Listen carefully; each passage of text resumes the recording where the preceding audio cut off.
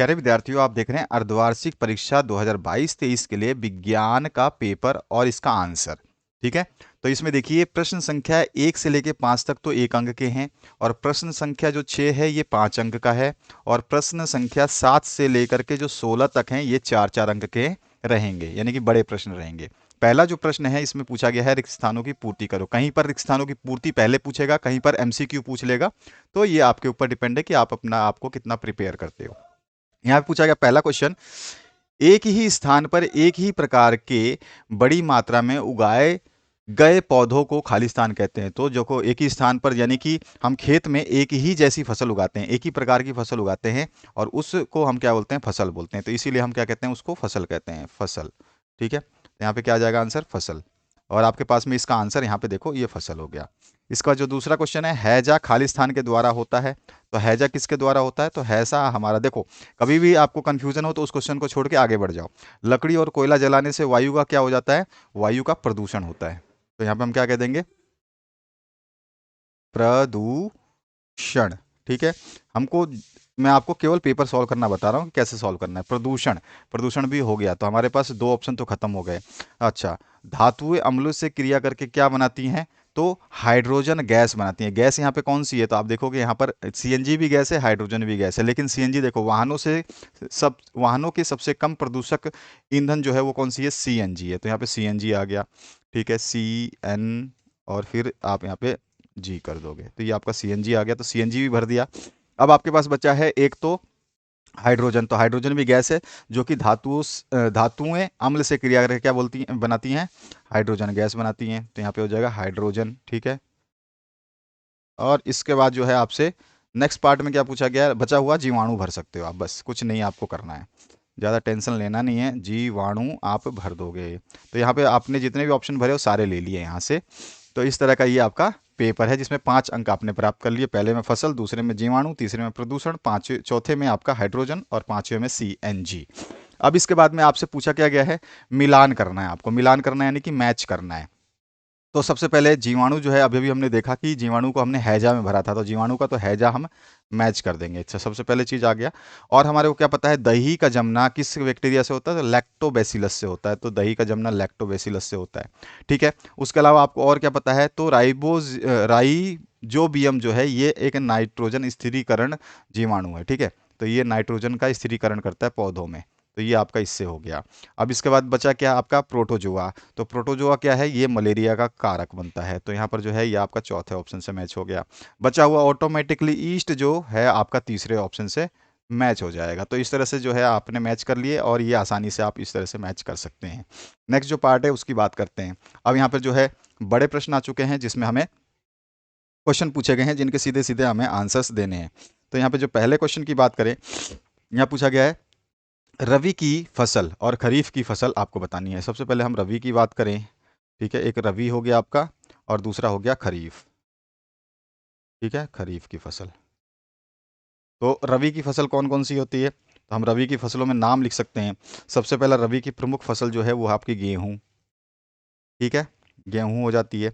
उसके अलावा क्या है सकती है, उसके अलावा जो है आपका जौ। ठीक है, और क्या हो सकता है, तो हमारा मटर।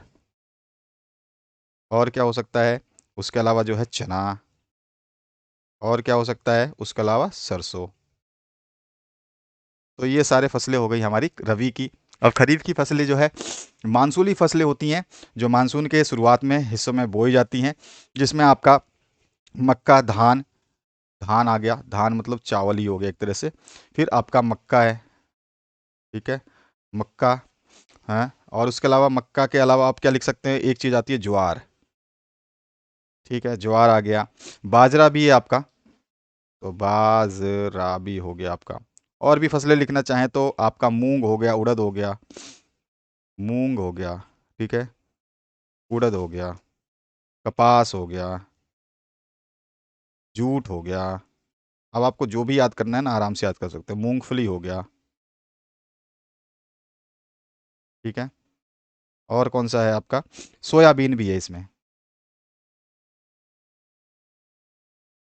तो इतनी सारी फसलें जो है खरीफ में हैं। तो इनमें से आप कोई भी 4-4, 5-5 फसलों को लिख दोगे, बस इतना सा आसान है। इसके बाद आ जाइए, रेड डाटा बुक क्या है? रेड डाटा बुक को आप जानते हैं अच्छी तरह से, क्या है? आंसर देखिए। देखो, रेड डाटा बुक जो है एक सार्वजनिक दस्तावेज है जो पौधों, जानवरों, कवक के साथ में, यानी कि सभी जीवों के प्रकार, पौधे हो चाहे वो जानवर हो, सभी जीवों का जो है साथ साथ में कुछ स्थानीय उपजातियों की लुप्तप्राय और दुर्लभ प्रजातियों को रिकॉर्ड करने के लिए बनाया गया है। इसमें जो भी लुप्त होने वाले हैं उनका रिकॉर्ड किया जाता है कि ये प्रजातियां जो है खतरे में हैं, जो किसी विशेष क्षेत्र में मौजूद रहती हैं। ठीक है, बस इतना ही बहुत है, आप लिख दोगे तो। बाकी अगर आप ज़्यादा लिखना चाहते हो तो रेड डाटा बुक में हमें जो है अनुसंधान, अध्ययन और दुर्लभ और लुप्तप्राय प्रजातियों और उनके आवासों पर कार्यक्रमों की निगरानी के लिए जो है पूरी जानकारी प्रदान करने में मदद मिलती है, कि मतलब कौन से लिप्त हो रहे हैं, कौन से अनुसंधान में उसको रखा गया है, कौन से जगह पर उसको जो है दुर्लभ माना गया है, सारी चीज़ें जो है हमें वहाँ से मिल जाती हैं। ठीक है, इसके बाद है आपका 9वां प्रश्न। 9वें प्रश्न पूछा गया है, सूक्ष्म जीवों के प्रमुख वर्ग कौन कौन से हैं? तो सूक्ष्म जीवों के जो प्रमुख वर्ग है उसमें एक तो आपका आता है सीधा सीधा, जिसको हम कह सकते हैं जीवाणु। ठीक है, ये तो आपका जीवाणु हो गया। दूसरा क्या हो जाता है? दूसरा होता है आपका कवक। ये सारे सूक्ष्म जीव हैं। इसके अलावा और क्या हो सकता है? तो इसके अलावा आता है प्रोटोजोआ। ठीक है, और उसके अलावा और भी आते हैं। देखो, सबको कौन कौन से वर्ग है सभी बताने हैं। तो प्रोटोजोआ के अलावा क्या आता है? शैवाल भी आता है, और एक आता है आपका विषाणु,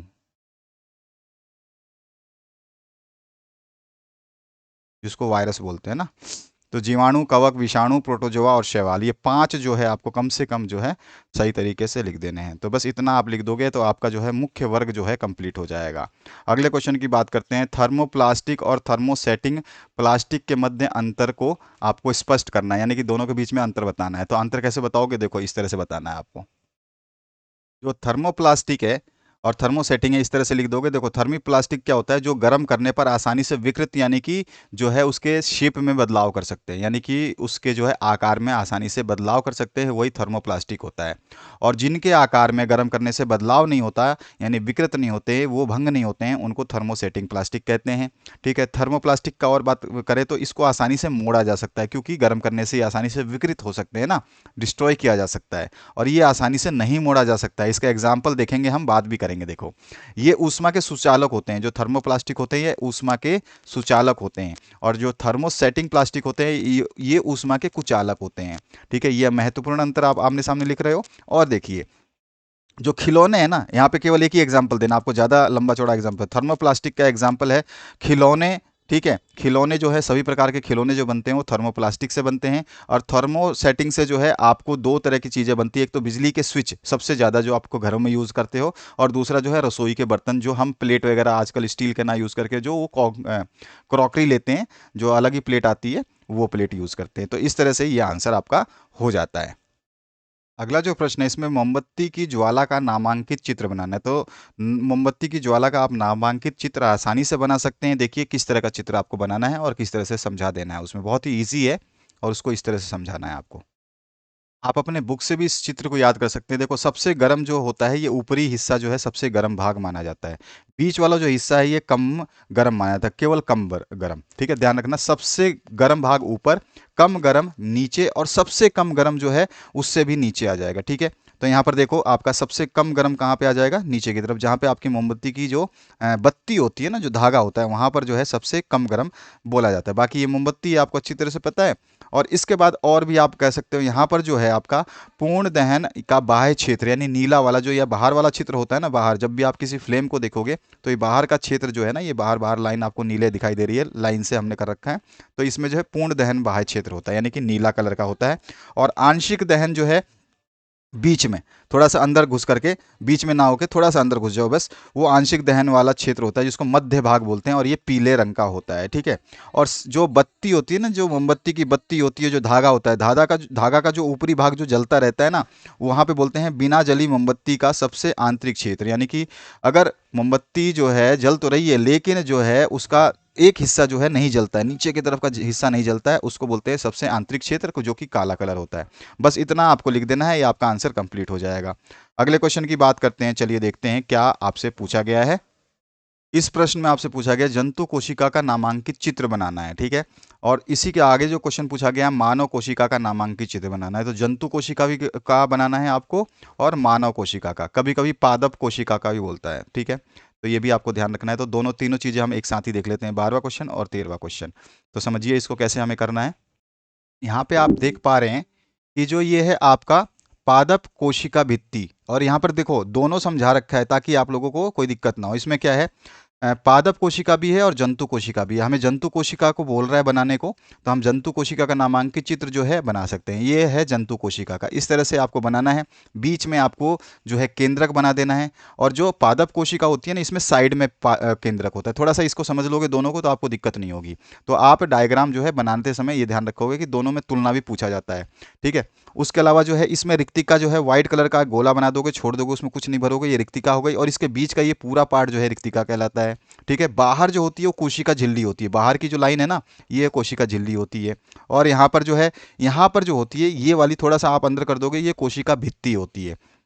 जबकि आपके पादप कोशिका, जंतु कोशिका में कोशिका भित्ति नहीं होती है। कोशिका द्रव्य होता है, जो ये पीले कलर का द्रव्य भरा हुआ है, कोशिका द्रव्य है, ठीक है। तो इसको हम, और इसमें जो है इस वाले जो इसमें डॉट डॉट दिखाई दे रहा है ना, पानी जैसा ग्रीन कलर का, ये सारा का सारा क्या है आपका कोशिका द्रव्य। तो इस तरह का आप छोटा सा डायग्राम, केवल अगर आपसे जंतु का पूछता है तो जंतु वाला पीला वाला बना दोगे, अगर आपको पादप कोशिका का पूछता है तो आपको ये वाला बना देना है। बस इतना बना करके ये 4-5 नाम जरूर लिखने हैं जो यहाँ पे दिया गया है। ध्यान रखना है कि इसको लिखना है जो नाम आपको बताए गए हैं। इसके बाद आपसे क्या पूछा गया है, मानव कोशिका का नामांकित चित्र बनाइए। अब मानव कोशिका का भी बनाना है। देखो मानव कोशिका का कोई भी, आपको मानव की कोशिका कोई भी, ऐसा नहीं कि मानव कोशिका मतलब कौन सी कोशिका, तो यहाँ पे नाम तो दिया नहीं है, तो हम जो है एक कोई भी मानव कोशिका का चित्र बना देंगे। देखो इसको कैसे बनाना है, इस तरह का बना देना। आप मनुष्य के गाल का बना देना, जिसमें केंद्रक झिल्ली, आप इस तरह से ये 4-5 डब्बे बना दोगे, 6 डब्बे हैं, इस तरह का 6 डब्बे, और 6 में सेंटर बना दोगे, गोल गोल छोटे छोटे से टेढ़े मेढ़े। फ्री हैंड बनाना है, कोई बात नहीं। फुटबॉल का दिख रहा है, फुटबॉल का आधा सा स्ट्रक्चर दिख रहा है, तो इसमें जो सेंटर वाला है इसको में केंद्रक झिल्ली होगी। और ये मानव कोशिका का चित्र है, ठीक है। मनुष्य के गाल यानी कोपाल कपोल का चित्र है, ठीक है। तो उसकी कोशिकाएं बताई गई हैं। यहाँ कोशिका झिल्ली जो बाहर वाली लाइन है वो हमेशा कोशिका झिल्ली होती है, चाहे वो जंतु में हो या पादप में हो। और जो है आपका ये, फिर आप केंद्रक झिल्ली आपको बाहर वाला बताना है। ये जो गोल बना रखा है हमने, इसके बाहर वाला केंद्रक झिल्ली है, और अंदर वाला जो है केंद्रक है। और उसके बाद में जो ये आप देख रहे हैं आसमानी कलर का पूरा भरा हुआ है, जो बहुत ज़्यादा है, सबसे ज़्यादा कलर जो आसमानी कलर का है, ये कोशिका द्रव्य है। आप पेंसिल से हैचिंग कर सकते हो, और डॉट डॉट डॉट बना दोगे तो इस तरह से मनुष्य की जो है आप कोशिका का नामांकित चित्र बना सकते हैं। इसके बाद क्वेश्चन नंबर 14 जो आपसे पूछा गया है, इस पे आपको ध्यान देना है। 14 नंबर में क्या पूछा गया है, समझाइए कि CO2 किस प्रकार आग को नियंत्रित करता है। तो आपको बताना है कि CO2 यानी कार्बन डाइऑक्साइड जो है किस तरह आग को नियंत्रित करता है। तो देखिए इसको आप इस तरह से लिखिए। क्या होता है कि कभी कभी पेट्रोल या फिर विद्युत उपकरण, जो भी हमारे विद्युत सामग्री है जो घरों में होते हैं, या पेट्रोल से या फिर ही किसी तेल से जो है ज्वलनशील पदार्थों में आग लग जाती है। उस आग को जब बुझाते हैं तो उसके लिए हम कार्बन डाइऑक्साइड को सबसे अच्छा अग्निशमक मानते हैं, ठीक है। यही हमें समझाना है कि CO2 किस प्रकार आग पर नियंत्रण करता है, किस तरह आग को बुझाता है। तो यहाँ पर जो क्या करते हैं, ऑक्सीजन की तुलना में जो है ये CO2 अधिक भारी होता है। कार्बन डाइऑक्साइड जो है ऑक्सीजन की तुलना में अधिक भारी होता है। जब इसको हम अग्निशामक के रूप में उपयोग करते हैं तो ये जाकर के CO2 जो है एक कंबल का कार्य करता है, यानी कि एक लेयर बना देता है, कंबल की तरह जो है ये उस चीज को जहां पे आग लगी है उसके ऊपर छिड़कने से क्या होता है कि ये कंबल की तरह एक उसको लपेट लेता है। और जैसे ही कंबल वगैरह लपेट लेंगे तो क्या हो जाएगा, ईंधन जो है जो जल रहा है वो ऑक्सीजन के संपर्क से टूट जाएगा, क्योंकि कार्बन डाइऑक्साइड बीच में आ रहा है। तो कार्बन डाइऑक्साइड बीच में आ जाता है, जिससे ईंधन और ऑक्सीजन का संपर्क टूट जाता है, और आग जो है वो नियंत्रित हो जाती है। इसीलिए CO2 का जो है एक अन्य लाभ यह भी है कि ये सामान्यतः विद्युत उपकरणों को हानि नहीं पहुंचाता। सबसे खास बात क्या है, आप पानी छिड़कोगे तो पानी से तो आपको खतरा है, तो पानी कभी भी विद्युत सामग्री पे नहीं डालना चाहिए, वो सबसे डेंजरस होता है। और कुछ भी आप डालोगे तो विद्युत सामग्री खराब हो जाएगी। तो इसमें CO2 गैस जो है ये उसको कोई भी उपकरण आपका खराब नहीं करता और आग को बुझा देती है, ठीक है। सिलेंडरों से छोड़े जाने वाले जो CO2 है ना, वो बहुत तेजी से फैलते हैं। जो भी सिलेंडर के आपने लाल लाल कलर के अग्निशमक देखे होंगे, आपके स्कूलों में भी मिलता है, और कई जगह सिनेमा हॉल, मॉल, थिएटर, बहुत जगह जाते हो, वहाँ पे हर जगह पे ये टंगे हुए रहते हैं। तो ये क्या होते हैं, ये बहुत तेजी से फैलती है, और ठंडी भी अच्छी मतलब काफ़ी ठंडी भी होती है ये। ठीक है, क्योंकि जो आपका शुष्क बर्फ बर्फ होता है ना, जिसको हम आपका ड्राई आइस बोलते हैं, जिसका टेम्परेचर -200 डिग्री होता है, वो कार्बन डाइऑक्साइड को, गैस को जो है, कार्बन डाइऑक्साइड गैस को जो है ठोस अवस्था में बदलने के बाद में वो शुष्क बर्फ बन जाती है। ठीक है, अतः यह न केवल आग को चारों तरफ से घेर लेती है, बल्कि ईंधन के ताप को भी हानि नहीं पहुंचाती। ठीक है, तो ईंधन का जो है वो जो ताप है उसको भी हानि नहीं पहुंचाती है, इसलिए जो है ये अति उत्तम अग्निशामक मानी जाती है। तो आप इसमें से भले ही 2-3 नीचे वाली अतः वाला ना लिख करके ऊपर वाला जरूर लिखो। इस तरह से आपको लिखना पड़ेगा कि ये जो है कंबल में लपेट लेती है, यानी कि कंबल का एक कवच बना लेती है। जब हम आग के ऊपर डालते हैं तो ये संपर्क जो है ऑक्सीजन का तोड़ देती है, और जिससे कि आग बुझ जाती है। ठीक है, तो इस तरह से आप इसको समझा सकते हैं। इसके बाद 15 नंबर क्वेश्चन पूछा गया है, क्या होगा यदि वृक्ष की कटाई करते रहे, यानी कि वृक्ष हम काटते रहें तो क्या हो जाएगा। तो इसके दो तरह के आंसर्स हैं, आप दोनों में से जो आपको अच्छा लगता है वो लिखिए। पहला आंसर आपको बता रहा हूं मैं, पहला आंसर आपका ये है, अगर हम वृक्षों की कटाई करते रहे तो क्या होगा। हम वृक्षों की कटाई करते रहे तो धीरे धीरे सारे वन्य प्राणी विलुप्त हो जाएंगे, अन्य पेड़ पौधे भी गायब हो जाएंगे, प्रदूषण का स्तर बढ़ जाएगा, जो नॉर्मल चीजें होंगी वो बताया जा रहा है। मृदा का अपरदन भी होगा, यानी कि मृदा का कटाव भी होने लगेगा, बारिश में मृदा बहने लग जाएगी। प्राकृतिक आपदाओं की संभावनाएं जो है अत्यधिक बढ़ जाएंगी, जो भी प्राकृतिक विपदा है वो सबसे ज्यादा आने लगेगी, क्योंकि पेड़ जब धीरे धीरे कटते जाएंगे तो खत्म होते जाएंगे। और बर्फीले पहाड़ जो है वो क्या होंगे, पिघलने लगेंगे, क्योंकि पेड़ जब खत्म हो जाएंगे तो सीधे जो है सूरज की रोशनी बर्फीले पहाड़ों को पिघला देगी, और जो है पृथ्वी पर केवल जल ही जल हो जाएगा, यानी कि यहाँ पर सीधा सीधा अंत में जीवन जो है असंभव हो जाएगा, यानी कि यहाँ पे जीवन नहीं जिया जाएगा। तो इस तरह से आप इस आंसर को लिख सकते हैं, और दूसरा आंसर जो बता रहा हूँ उसको भी आप लिख सकते हैं, चाहे तो आप ये लिखें या फिर जो दूसरा आंसर बता रहा हूँ उसको भी आप लिख सकते हैं। यदि हम वृक्षों की कटाई लगातार अगर करते रहते हैं तो कुछ समय पश्चात हमारे जो अधिकतर वन क्षेत्र जो हैं, जितने भी वन हैं वो क्या हो जाएंगे, समाप्त होने लगेंगे, जिससे वन उन्मूलन से पृथ्वी पर ताप जो है और प्रदूषण के स्तर में वृद्धि हो जाएगी। यानी कि वन उन्मूलन का मतलब होता है कि वन को काटना। तो जैसे जैसे हम वृक्ष को काटते जाएंगे तो पृथ्वी की ताप, यानी कि पृथ्वी का टेम्परेचर बढ़ता जाएगा, और प्रदूषण तो आप जानते ही हैं वो भी बढ़ता जाएगा। इससे जो है भूमि जल स्तर भी नीचे होता जाएगा, यानी कि भूमि का जो जल स्तर है वो और नीचे चला जाएगा। और क्या होगा, जो आपका वन उन्मूलन है उससे क्या होगा, वायुमंडल में कार्बन डाइऑक्साइड की मात्रा भी बढ़ेगी, यानी कि पेड़ काटते रहेंगे तो क्या होगा, कार्बन डाइऑक्साइड की मात्रा बहुत अधिक बढ़ जाएगी, जिससे प्राकृतिक संतुलन भी प्रभावित होता जाएगा। और यदि वनों की कटाई अनवरत चलती रही, यानी लगातार चलती रही, तो वर्षा और भूमि की उर्वरकता में कमी आ जाएगी, यानी कि वर्षा होगी नहीं, और भूमि में जो भी उपजाऊ चीज़ें पनपती हैं वो भी जो है पनपना बंद कर देंगी। और इसके अलावा जो है सूखे या फिर बाढ़ जैसी प्राकृतिक आपदाओं की संभावनाएं भी बढ़ जाएंगी। तो ये था दूसरा प्रश्न। आप चाहें तो इस प्रश्न का उत्तर लिखें, चाहें आप दूसरे प्रश्न जो मैंने आपको बताया वो उत्तर लिख सकते हैं।